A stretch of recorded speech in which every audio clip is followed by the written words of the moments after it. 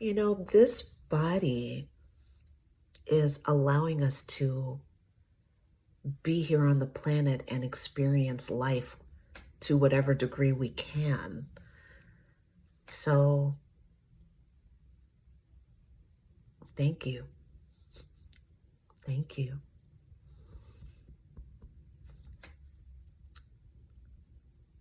So, I'm thinking right now about the way my body is positioned. Nose, throat, belly button, knees, toes.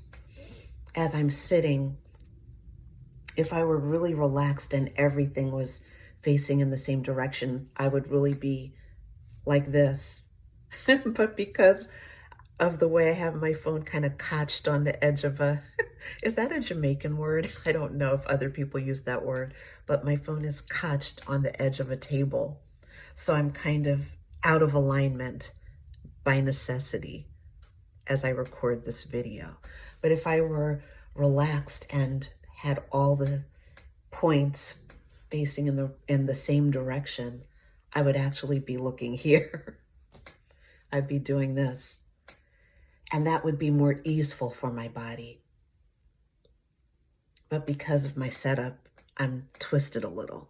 That's what I mean, just little tiny gentle moments of noticing. Not noticing to blame or to change, but noticing for the sake of noticing. That's part of what we get pulled into with an embodiment practice. Noticing to notice. And then we notice, and we become people who notice. And there's a benefit to that. And a cost. But we become people who normalize just kind of noticing how we are in the world in terms of posture and bearing and feeling in a body. And I have my snuggly sweater on now. The temperature dropped again and it's almost spring, so, but I'm cozy and warm. So what about you? I don't know how you're consuming this video. You may be holding a phone and looking down. You may be on a laptop and hunched over. You may be like I sometimes am. I'm literally on my back with my laptop on my thighs, kind of with the top of the laptop angled down toward my head. You know, it's like when you're on your back and your legs are crossed. I will do that. And no, that's not an ergonomically correct way to work for sure.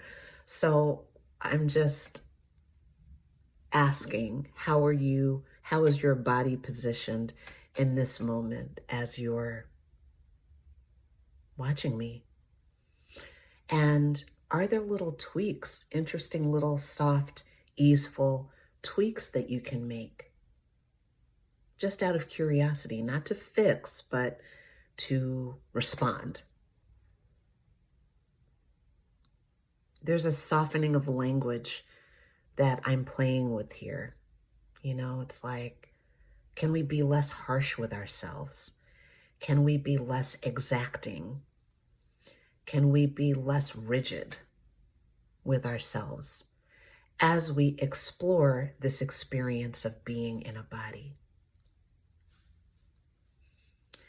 So if we haven't met before, I'm Bridget, and I am the host of Thriving in Plain Sight. There's a new episode out today. I'm recording this on a Wednesday. And we just practice noticing, practice being, and reconnect with our attention in a way that is supportive, I hope, and nourishing and useful to us, beneficial to us. And we build on a very gentle, simple practice. A lot of the things we experience in the body are beyond our control, and yet there are some things that are the result of habit and practice. So we begin to notice those things and make little tiny adjustments out of curiosity. I've been, I'm just starting a whole new video now after signing off, but I'll say one more thing. I've been doing a morning routine where I do this lymphatic massage. So the collarbone, you know, doing this massage, I found these two teachers who, one does well, they're both 5-minute videos, which is perfect for me. I'm not going to do the 30-minute video. I'm not going to do the 10-minute exercise. I'm just not. I had to kind of get in with something digestible. And I've been at it since end of January. So yeah, 2 months. So that's how I get around procrastination and freeze and overwhelm. That's how I get around it, with these little chunks of activity, these little chunks of commitment. And I let that be enough. And then when that feels like nothing, feels normal, then I add to it. And that's how I've done a lot of important things that are important to me. Okay, now I'm signing off. I will see you again next time. Thank you for spending a little bit of your day with me. Talk to you soon. Bye-bye.